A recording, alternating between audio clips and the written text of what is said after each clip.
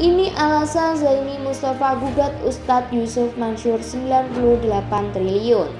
Dikutip dari detiknews.com, Jakarta, Zaini Mustafa menggugat Ustadz Yusuf Mansur 98 triliun ke PN Jakarta Selatan. Apa alasan Zaini menggugat Yusuf Mansur? Sebagaimana diterangkan dalam jumpa pers, Zaini Mustafa yang merupakan seorang lawyer, awalnya ia dan para jemaah Masjid Darussalam Kota Wisata mendengarkan ceramah Ustadz Yusuf Mansur pada tahun 2019 hingga akhirnya mengikuti presentasi Ustadz Yusuf Mansur terkait bisnis batubara. Bisnis tersebut dikerjakan oleh PT Partner Adi Perkasa yang dimana Ustadz Yusuf Mansur sebagai komisaris utama, yang dikatakan tambangnya berada di Kalimantan Selatan. Dalam presentasinya, Ustadz Yusuf Mansur menjelaskan bahwa bisnisnya dapat menguntungkan sebesar 28,6% yang akan dibagi 3. Besarnya 50%, 14,3% untuk sodako ke pesantren Ustadz Yusuf Mansur. Separuhnya lagi untuk BMT Darussalam Madani sebagai pengelola atau fee manajemen.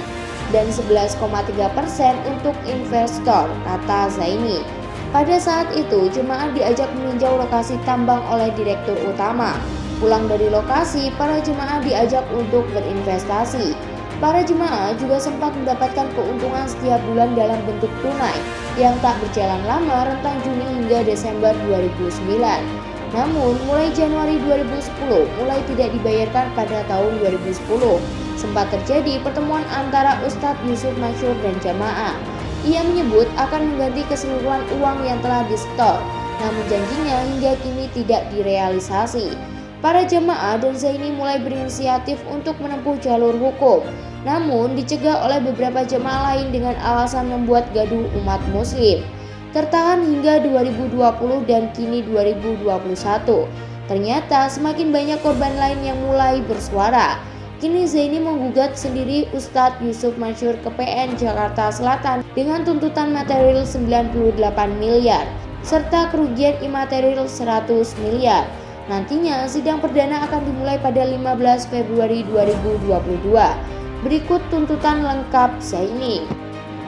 Pertama, mengabulkan gugatan penggugat untuk seluruhnya. Kedua, menyatakan tergugat 1, 2, 3, dan 4 ingkar janji atau wan prestasi. Yang ketiga, menyatakan sah dan berharga sita jaminan konservatoire Beslab atas tanah di atasnya berdiri bangunan rumah tinggal yang terletak di Jalan Ketapang nomor 35 RT 001 RW 03 Kelurahan Ketapang Kecamatan Cipondoh Kota Tangerang Banten milik tergugat 3. Tanah di atasnya berdiri bangunan ruko yang digunakan sebagai kantor Baitul Mal Watamil Darussalam Madani alias BMT Darussalam Madani yang terletak di Ruko Press Market Blok FMR 6 nomor 18 Jalan Boulevard Kota Wisata Desa Ciangsana, Kecamatan Gunung Putri, Kabupaten Bogor, Jawa Barat milik tergugat 4. Yang keempat, menghukum tergugat 1, 2, 3, dan 4 secara tangguh renteng membayar kerugian material dan imaterial kepada penggugat seluruh sebesar 98.713.610.256 rupiah. Dengan perincian sebagai berikut: kerugian material modal ditambah keuntungan seluruhnya sebesar 98.618.733.610.256 rupiah. Kerugian imaterial sebesar 100 miliar rupiah.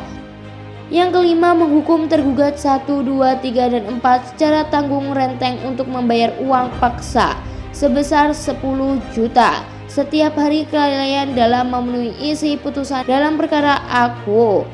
Yang keenam, menghukum turut tergugat untuk tunduk dan patuh terhadap putusan perkara akuo. Yang ketujuh, menghukum tergugat 1, 2, 3, dan 4 secara tanggung renteng untuk membayar biaya perkara yang timbul dalam perkara akuo sesuai dengan ketentuan hukum yang berlaku. Yang kedelapan, menyatakan putusan serta merta with forward which forward meskipun ada upaya hukum verset banding maupun kasasi.